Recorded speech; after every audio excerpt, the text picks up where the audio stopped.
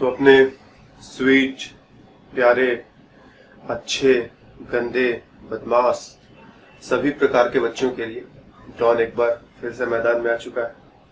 Hello बच्चों, आज के क्लास में हम लोगों का टॉपिक है इफेक्टिव न्यूक्लियर चार्ज, और उसको कैलकुलेट करने के लिए हमें स्लेटर रूल्स की भी जरूरत पड़ेगी, तो उनकी भी बात हम लोग करेंगे। तो पीरियोडिक टेबल और पीरियोडिक प्रॉपर्टीज सीरीज का हमारी तरफ से लेक्चर नंबर 6 होने जा रहा है। 5 लेक्चर्स में हमने बड़ी सारी बातें की है। अब आते हैं अगले टॉपिक पर, effective nuclear charge and Slater rules. तो एक एग्जांपल से चीजों को थोड़ा माहौल में लाने की कोशिश करते हैं। तो सपोज हमारे पास सोडियम है, सोडियम एटम, 11 इलेक्ट्रॉन व्यवस्था है 2 8 1 की। ठीक, इसकी तस्वीर थोड़ी बनाई जाए। ये रहा सोडियम का न्यूक्लियस, इसमें कुछ प्रोटॉन्स होंगे, कुछ न्यूट्रॉन्स होंगे। एटॉमिक नंबर 11 है, थोड़ा बड़ा कर देते हैं इसको। एटॉमिक नंबर 11 है, मतलब इसमें न्यूट्रॉन्स को चलो हटाते हैं थोड़ी देर के लिए, सिर्फ प्रोटॉन्स को देखते हैं, क्योंकि आज हमें न्यूट्रॉन से बड़ी मतलब नहीं है। तो 11 प्रोटॉन से मतलब 11 पॉजिटिव चार्ज। उसके बाद इस न्यूक्लियस के बाहर ये पहला सेल, फिर ये दूसरा सेल, उसके बाहर ये तीसरा सेल। पहले सेल में मैंने देखा था ना 2 8 1, पहले सेल में 2 इलेक्ट्रॉन घूम रहे हैं, इनका भी डायग्राम वगैरह बना डालो। दूसरे सेल में 8 इलेक्ट्रॉन घूम रहे हैं, तो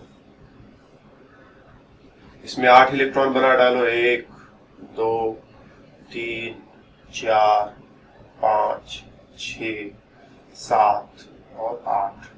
और जो बाहर वाला सेल है, सबसे बाहर वाला सेल, उसमें 1 इलेक्ट्रॉन घूम रहा है, उसको भी बना दो। तो न्यूक्लियस में 11 प्रोटॉन है। ठीक, ये सारे प्रोटॉन्स एक साथ मिल करके रहते हैं और मिल करके काम करते हैं। तो इस इलेक्ट्रॉन को ये अंदर की तरफ खींच रहे होंगे, इस इलेक्ट्रॉन को भी अंदर की तरफ खींच रहे होंगे, और इस इलेक्ट्रॉन को भी अंदर की तरफ खींच रहे होंगे।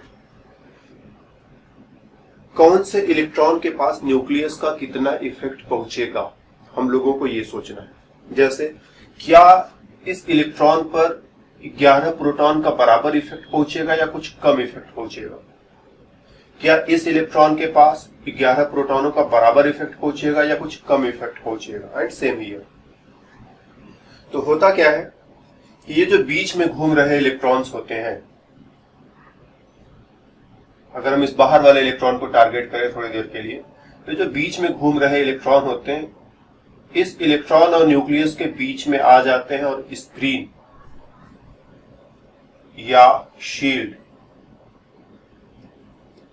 शील्ड की स्पेलिंग जरा देख लेना कि आई के बाद ई होता है कि ई के बाद आई होता है। जैसे हमें तो लग रहा है कि आई के बाद ही ई होता है। Let me search for you. सब बड़े टेढ़े मेढ़े झमेले, SHIELD, शील्ड। हाँ, सही लिखा है भैया। तो स्क्रीन या शील्ड का काम करते हैं। शील्ड जानते हो ना, तलवार और ढाल, लड़ाई। जैसे तुम थोड़ा कुछ फिल्में देखो या टीवी सीरियल्स या कुछ सीरीज वगैरह देखो पुराने समय के, जिसमें राजों महाराजों की बात होती है, तो उसमें लड़ाई जो है तलवार से होती थी, और जब सामने वाला बंदा तलवार से मारता था तो रोकने के लिए बीच में ढाल होती थी, उसने मारा और उसने रोक लिया।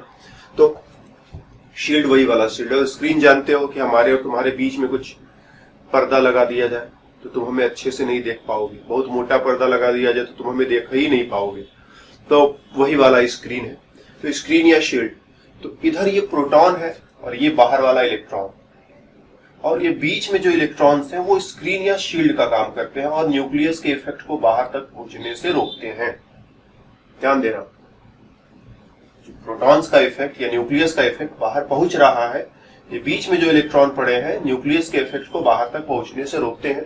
तो न्यूक्लियस में 11 प्रोटॉन है, लेकिन इसके पास सिर्फ 2.20 प्रोटॉन्स का इफेक्ट ही पहुंच पाता है। अभी हम लोग इसको कैलकुलेट करेंगे, डू नॉट वरी कि 2.20 कहां से आया। अभी जस्ट माहौल बनाने के लिए थोड़ा एक नंबर ऐसे हवा में उछाल दिया, मे भी गलत भी हो जाए कैलकुलेशन के बाद, ऐसे जो मेमोरी में था हमने लिख दिया।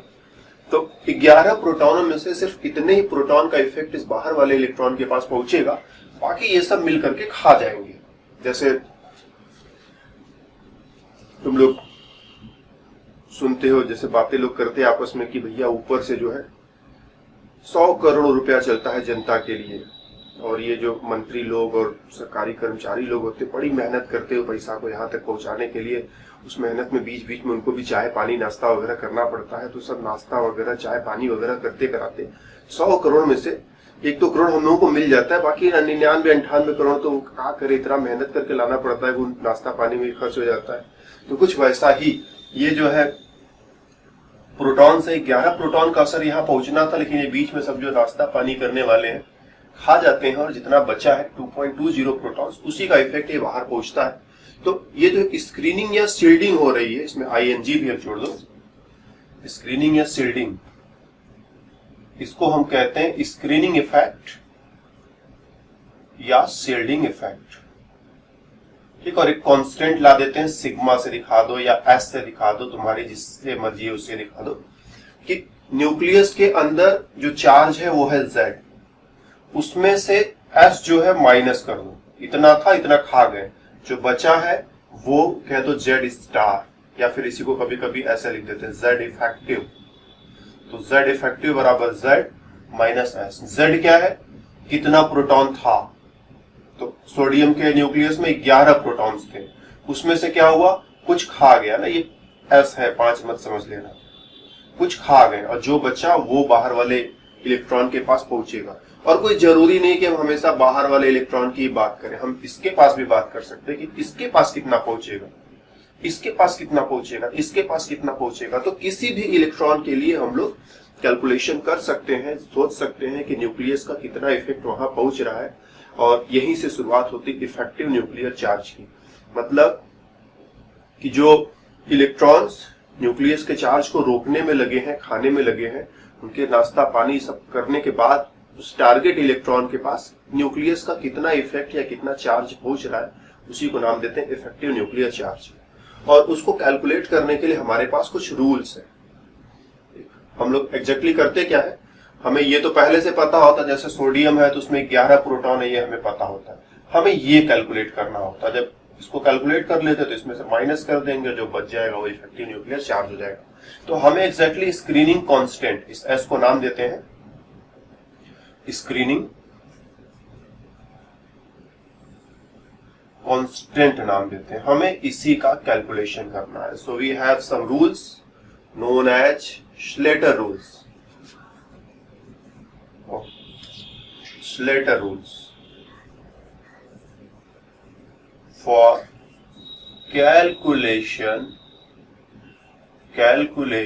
of what? तो screening constant, स्क्रीनिंग कांस्टेंट को कैलकुलेट करने के लिए स्लेटर चाचा का रूल है। इन रूल्स पर थोड़ी सी बातें हमें करनी है। तो सबसे पहले क्या करना है, पहला पॉइंट, ठीक है, इसको लिख लेना, ये वाला पॉइंट, बाकी तो बस ऐसे कहानी थी, कुछ चीजें जो है लिखने की भी जरूरत होती है, उसको लिख लेना या समझ लो पहले, लिखने की बहुत जल्दी नहीं होती, समझने की ज्यादा जल्दी होती। Arrange the electronic configuration, arrange the electronic configuration in following order। Electronic configuration को पहले लिख लो, लिखने के बाद ये जो क्रम बनाने जा रहे हैं इस क्रम में तुम्हें अरेंज करना होगा। सबसे पहले 1s, फिर 1s के बाद 2s और 2p एक साथ, 3s और 3p एक साथ, 3d सेपरेट, 4s और 4p एक साथ, 4d सेपरेट, और इसके बाद 4f वो भी सेपरेट। मतलब s और p को साथ में लिखना है, d और f अगर कहीं आते हैं तो उनको अलग अलग लिखना है, ठीक। और इसी तरह से अगर 5वें में आओगे तो थोड़ा कलर चेंज कर देते हैं तुम्हारे लिए भाई। 5s और 5p को एक साथ, 5d अलग, 5f अलग। तो इस तरह से हम लोगों को खेल करते चले जाना है। इलेक्ट्रॉनिक कॉन्फ़िगरेशन लिखने के बाद चीजों को इस वे में अरेंज कर लेना है, ठीक, जो को इस वे में अरेंज कर लेना है। इसको हम लोग एक एग्जांपल से समझते हैं, क्योंकि कभी कभी हमें बड़ा संदेह होता है, हम सामने बैठे होते तो हम पूछ लेते हैं, हम न लिखते तुम्ही से करवा के देख लेते कि जरा करके दिखाओ तुम कर पा रहे हो कि नहीं कर पा रहे हो, यहाँ पर अकेले हम ही हम। तुम्हारा काम भी हम ही को करना पड़ा था। तो सपोज हमने तुमसे कह दिया कि ब्रोमीन आयोडीन लेते हैं, थोड़ा बड़ा लेते हैं 53, इसका इलेक्ट्रॉनिक कॉन्फ़िगरेशन लिख करके उसको इस क्रम में सजाओ। तो हम लोग कैसे इलेक्ट्रॉनिक कॉन्फ़िगरेशन बनाते हैं, पहले 1s में इलेक्ट्रॉन भरते हैं, फिर 2s और 2p में इलेक्ट्रॉन भरते हैं, फिर 3s और 3p में इलेक्ट्रॉन भरते हैं, फिर 4s और 4p में भरेंगे, लेकिन बीच में जो है 3d कूद के आ जाता है, हम लोग जानते हैं ना। इसी तरह से 5s और 5p में इलेक्ट्रॉन भरते हैं, लेकिन बीच में जो है 4d कूद करके आ जाता है। इलेक्ट्रॉनिक कॉन्फ़िगरेशन में सारी बातें करी थी। तो 53 इलेक्ट्रॉन इसमें भरना है और इसी क्रम में भरना है। तो s में तुम 2 इलेक्ट्रॉन भर सकते हो, s में 2, p में 6, d में 10, f में 14। तो s में 2 इलेक्ट्रॉन, फिर से s में 2 इलेक्ट्रॉन, p में 6 इलेक्ट्रॉन, s में 2 इलेक्ट्रॉन, p में 6 इलेक्ट्रॉन, s में 2, d में 10, p में 6, यहां तक आते थे 36 हो जाता है। हमने बहुत पहले से बहुत बार गिन के रखा हुआ है। तुम्हारी बारी है, गिनो 36 इलेक्ट्रॉन। काउंट कर लिया, मिलान हो गया। 36 में 2 जोड़ा 38, 38 में 10 जोड़ा 48, और 48 के बाद 5 यहां रख दोगे तो 53 हो जाएगा। अब ये जो इलेक्ट्रॉनिक कॉन्फ़िगरेशन तुमने बनाया है, हम थोड़ा इसको छोटा करें तब बात कर पाएंगे। तो ये इलेक्ट्रॉनिक कॉन्फ़िगरेशन इस क्रम में लिखना है, मतलब पहले 1s लिखोगे, फिर 2s 2p लिखोगे, फिर 3s 3p, फिर 3d, फिर 4s 4p, फिर 4d, फिर 4f, फिर 5s 5p, 5s 5p, 5d and 5f and so on, चलते चले जाओगे। मतलब क्रम से पहला सेल, फिर दूसरा सेल, फिर तीसरा सेल, फिर चौथा सेल, फिर पांचवा सेल, और उसमें भी sp को साथ में रखना है, d को अलग रखना है, f को अलग रखना है। तो इसमें 1s रहा तो लिख दो, इसको हम अरेंज कर दें, हो जाएगा 1s2। फिर 2s और 2p को एक साथ लिखने का, तो 2s और 2p, ठीक, हम इसको गोले में भर देते हैं। फिर 3s और 3p को एक साथ लिखने का, तो 3s एंड 3p। फिर 4s 4p 4d, ध्यान देना, 4s 4p 4d 4f, तो 4s और 4p, right, 4d 4f। 4s 4p में कितने इलेक्ट्रॉन रखे हैं, s में 2, p में 6, 2 और 6 साथ में इसको कर देते हैं। 4d में 10 इलेक्ट्रॉन, 10 कर दिया यहाँ पर। 4f कहीं आया नहीं है इलेक्ट्रॉनिक कॉन्फ़िगरेशन लिखने में, तो इसे तुम हटा दो या इसे पड़ा रहने दो, 0 कर दो, क्या फर्क पड़ता है। फिर उसके बाद 5s 5p 5d 5f, 5s 5p, 5s में कितना इलेक्ट्रॉन है, 2 है, 5p में 5 है, ठीक, इसको साथ में कर दो। 5d उसका नंबर आ नहीं पाया था, 5f उसका नंबर आ नहीं पाया था, तो जिनका नंबर नहीं आया उनको हटा भी सकते हो, तो हटाओ इसको, हटाओ इसको, हटाओ इसको। तो इसी इलेक्ट्रॉनिक कॉन्फ़िगरेशन को बनाया, बनाने के बाद सीधा लाइन में लगा लिया कि पहले पहला सेल, फिर दूसरा सेल, फिर तीसरा सेल, फिर चौथा सेल, फिर पांचवा सेल, और कुछ यूं किया कि sp को साथ में, d को अलग, और s तो कहीं आया ही नहीं। थोड़ा बड़ा एलिमेंट चुनोगे जिसमें इलेक्ट्रॉनों की संख्या थोड़ी ज्यादा रहे, तो f भी आ सकता है, लेकिन फिलहाल यहाँ f आया नहीं, सो कोई बात नहीं, हम लोग इतने में काम चलाएंगे।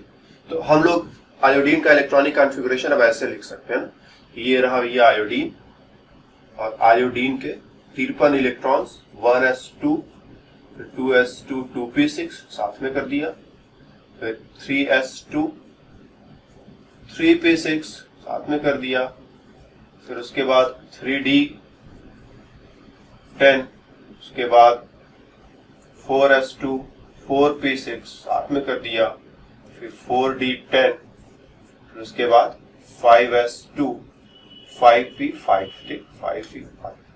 तो ये इलेक्ट्रॉनिक कॉन्फ़िगरेशन सबसे पहले इस क्रम में लिख लेने। तो अभी ये रूल्स की बात नहीं हो रही, अभी तो रूल्स अप्लाई करने के लिए हम मैदान तैयार कर रहे हैं। मतलब जैसे तुम कभी खेती वगैरह देखे हो, या घर में कोई बगीचा वगैरह ही लगाया हो, या कुछ नहीं तो चलो गमले में ही कभी एक छोटा सा फूल का पौधा लगाया हो, तो तुम जानते हो कि पहले जो है मिट्टी वगैरह को साफ करके, कंकड़ पत्थर अलग करके, फालतू चीजें हटा करके माहौल बनाना होता है। फिर उसमें पेड़ लगाते हो, छोटा सा पौधा लगाते हो, पानी वानी देते हो, तो वो बड़ा होता है। तो हम लोगों ने जो है माहौल बना लिया है। अब स्लेटर रूल की तैयारी। तो सपोज हमें जो है, इससे आयोडीन के पास 53 प्रोटॉन्स है, तो 53 प्रोटॉन्स में से कितने प्रोटॉन्स का असर यहाँ पर पहुंचेगा, कितने प्रोटॉन्स का असर यहाँ पर पहुंचेगा, कितने प्रोटॉन्स का असर यहाँ पर पहुंचेगा। कितने प्रोटॉन्स का असर यहाँ पर पहुंचेगा। हमको ऐसा कुछ कैलकुलेशन करना है, तो हम उस कैलकुलेशन को कैसे करें? तो दो तरह के रूल्स हैं। अगर हमें एस और पी के लिए कैलकुलेशन करना है तो रूल थोड़ा सा अलग है, हमें डी या एफ के लिए कैलकुलेशन करना है तो रूल थोड़ा सा अलग है। ठीक, तो पहले हम एस और पी वाले की बात करते हैं ना। हम इसकी एक कॉपी कहीं और बना लेते हैं क्योंकि इसकी जरूरत तो 3 बार पड़ेगी।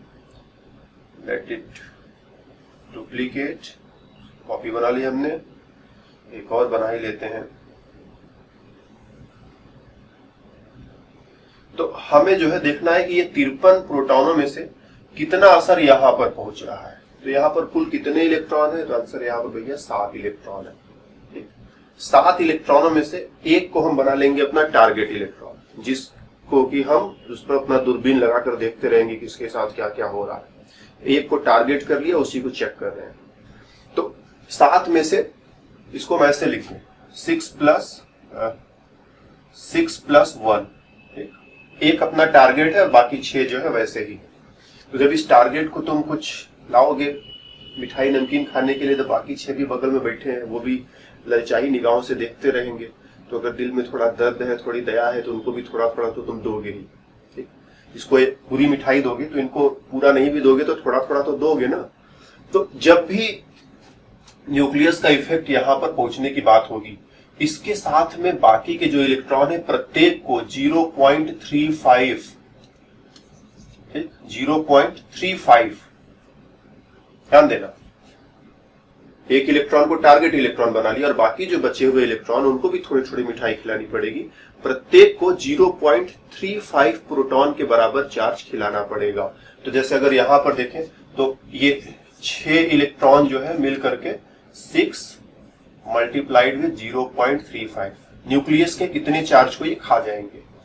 फिर उसके बाद इसको जो जहां पर हमारा टारगेट होता है उसको कहते हैं nth सेल, उसको कह दिया nth सेल। फिर n के अंदर आओगे, जैसा ये 5s5p है तो 4s4p 4d है, इसको बोलेंगे n-1। उसके भी अंदर आओगे 3s3p 3d, उसको बोलेंगे n-2। और अंदर आओगे 2s और 2p, इसको बोलेंगे n-3। यहां आ जाओगे, इसको बोलेंगे n-4।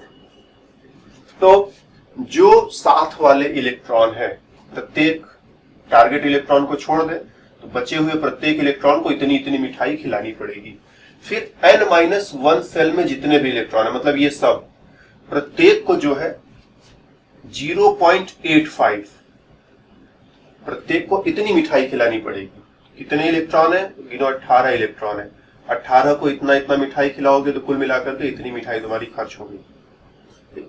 और उसके बाद इसके अंदर के जितने भी इलेक्ट्रॉन है सब मिलकर के एक एक इलेक्ट्रॉन एक एक मिठाई खाएगा। तो प्रत्येक को 1.00, कितने इलेक्ट्रॉन है? 10 यहां है, 8 यहां है, 8 यहां है, 2 यहां है, तो 10 8 18 10 28 इलेक्ट्रॉन और सब एक एक पूरी पूरी मिठाई खाएंगे, थोड़ी थोड़ी नहीं खाएंगे, पूरी पूरी खाएंगे। तो 53 मिठाई थी तुम्हारे पास। 53 मिठाइयों में से 0.35 मिठाई प्रत्येक प्रोटॉन के प्रत्येक इलेक्ट्रॉन के हिसाब से, यहाँ पर 6 इलेक्ट्रॉनों ने इतनी इतनी मिठाई खाई, इधर के 18 इलेक्ट्रॉनों ने इतनी इतनी मिठाई खाई, और उसके बाद इधर के इतने सारे इलेक्ट्रॉनों ने प्रत्येक ने एक एक मिठाई खाई। तो कुल कितनी मिठाई तुम्हारी खा गए ये लोग? जस्ट निकाल लो यहां से। तो 28 गुणे 1 28 ही आएगा। 18 गुणे 0.85, पता नहीं तुम्हें 18 का पहाड़ा आता भी है कि नहीं आता है। 18 गुणे 5 90। हम लोग हिंदी में जैसे पहाड़ा पढ़ते थे तो हमको तो काफी कुछ याद अभी भी है। अंग्रेजी में जो 18 बन जाए 18, 18 2 जा 36 करते हैं, इसमें तो फील ही नहीं आता। उनको नहीं लगता कि अंग्रेजी वालों को पहाड़ा बड़ा कुछ याद रहता है। तो फिलहाल 18 बचे 90, 90 का 0 बच गया 9, और 18 गुणे 8, लो हम भी फंस गए। 18 9 162 होता है, 162 में से 18 माइनस करो, कितना हो जाएगा? ये 12 में से 8 जाता है तो कितना बचता है भाई? 4, मतलब 144 आएगा। तो 144 और 2 अंकों पर डेसिमल लगाना है तो 14.40, और 35 गुणे 6, 35 दूनी 70, 70 गुणे 3 210। तो ये सब जोड़ लो, सब हम अपना रफ वर्क हटा देते हैं। तो सब जोड़ घटा करके ये उधर हो गया 50, मतलब 50 पढ़ते हैं, जैसे जब किसी स्टैंडर्ड वे में पढ़ना है तो 50 पढ़ते हैं, जब अंदर अंदर अपने आप को पढ़ना हो तो 50 भी पढ़ लो, कौन जानता है कि तुम अंदर क्या कर रहे हो। लेकिन जैसे किसी को पढ़कर सुनाना है तो इसको 50 मत पढ़ना, इसको 50 पढ़ना।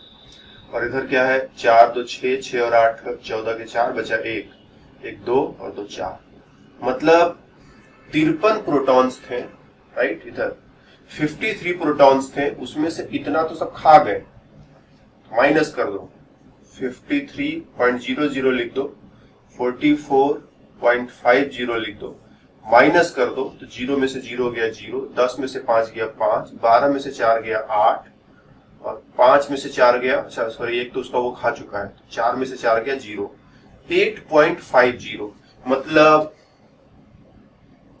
कहने को यहाँ 53 प्रोटॉन्स हैं, लेकिन अगर इसमें से किसी एक इलेक्ट्रॉन को टारगेट करें तो उस इलेक्ट्रॉन के पास सिर्फ और सिर्फ 8.50 प्रोटॉन का ही इफेक्ट पहुंच पा रहा है, बस। बाकी सब ये रास्ते में सब हजम कर गए। तो इस तरह से स्लेटर रूल्स का इस्तेमाल करके स्क्रीनिंग कांस्टेंट हमने कैलकुलेट किया। ये स्क्रीनिंग कांस्टेंट है S, ठीक। और फिर स्क्रीनिंग कांस्टेंट को यहां माइनस कर दिया तो हमारा Z स्टार निकला, Z स्टार बराबर Z माइनस S। 53 में से 44.50 को माइनस कर दिया और माइनस करने के बाद ये अपना कैलकुलेशन के बाद रिजल्ट आते। तो S और P वालों के लिए क्या रूल है कि जो संगी साथी है प्रत्येक को 0.35 मिठाई खिलानी पड़ेगी। जो उसके नीचे वाले मंजिल में रहते हैं बोले तो n-1 प्रत्येक को 0.85 की मिठाई खिलानी पड़ेगी। और जो उसके भी नीचे है n-2, n-3, n-4 ये सब प्रत्येक को एक एक मिठाई खिलानी पड़ेगी। तो ये न्यूक्लियस में से इतने प्रोटॉनों को खा जाएगा, ये न्यूक्लियस में से इतने प्रोटॉनों को खा जाएंगे और ये न्यूक्लियस में से इतने प्रोटॉनों को खा जाएंगे। कुल जोड़ जमा करके देख लिया कुल कितना खा गया और जितना खा गया उसको माइनस कर लिया, माइनस करके जो बचाया वो अपना इतना बचा हुआ है। So that's all. डी और एफ के लिए रूल, मान लो हमारा टारगेट इस बार ये, हम यहां पर देखना चाहते हैं कि कितने प्रोटॉनों का असर जो है पहुंच रहा है। तो डी और एफ के लिए रूल जो है थोड़ा सा दूसरा है। And it is very simple कि 10 में से एक इलेक्ट्रॉन को तो हम टारगेट बनाएंगे, दूरबीन लगा करके अच्छे से देखेंगे उसके साथ क्या हो रहा है। तो बाकी के जो 9 है, बाकी के जो 9 है प्रत्येक 0.35 के रेट से, ठीक है ना, प्रत्येक जो है 0.35 के रेट से मिठाई को खा जाएगा।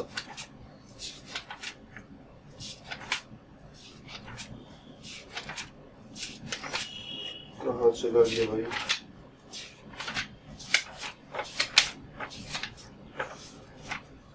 शाम के समय कुछ मिलता भी नहीं है यार, जल्दी जल्दी में। यस मिला।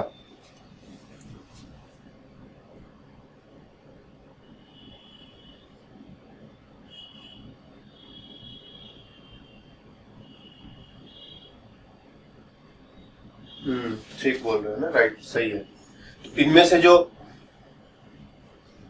एक इलेक्ट्रॉन को हमने टारगेट बना लिया और बाकी के जो बचे हुए 9 इलेक्ट्रॉन्स हैं उनको भी कुछ कुछ खिलाना पड़ेगा। तो वो 9 जो है 0.35 के रेट से प्रत्येक इलेक्ट्रॉन को इतनी इतनी मिठाई खिलानी पड़ेगी।